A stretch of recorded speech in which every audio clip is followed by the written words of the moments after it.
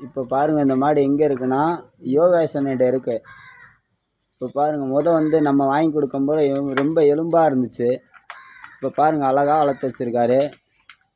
இந்த பொங்கலுக்கு அடைக்கிற மாதிரி சொல்லியிருக்காப்புல. நல்லா அழகாக இருக்கு பாருங்கள் மாடு. பாருங்கள் நம்ம ஊமச்சி குளத்துலேருந்து கிடந்துச்சு. ஊமச்சி குளத்தில் ஆர்ட்ட இருந்துச்சுன்னா சோனமுத்துன்னு ஒரு பையன் அவன்கிட்ட இருந்துச்சு. அவன்கிட்ட இருக்கும் போல் மேய்ச்சலுக்கு ரவுண்டில் விட்டுருவாங்க.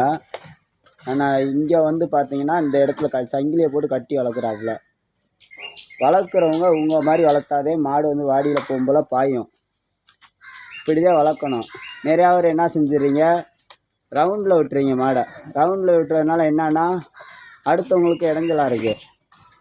இப்படி வந்து கட்டி போட்டு வளர்த்திங்கனாதே மாடு வாடியில் போகும்போல் நல்லா பாயும். நல்லா பாய்ஞ்சு நல்லா பெரிய லெவலுக்கு உங்களுக்கும் பேர் எடுத்து கொடுக்கும். அதுவும் நல்லாயிருக்கும்.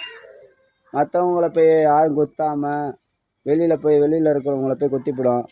இப்படி கட்டி போட்டு வளர்த்தாங்கன்னா யாருக்கு எந்த ஒரு பிரச்சனையும் கிடையாது. நல்லா நீட்டாக இருக்கும் மாடு. இங்கே பாருங்க இவ்வளோ அழகாக இருக்குது பாருங்கள் மாடு. எலும்பாக இருந்துச்சு. இப்போ நல்லா நிறையா வைப்பார் பொழுக. நல்லா அழகாக வளர்த்து வச்சுருக்காப்புல.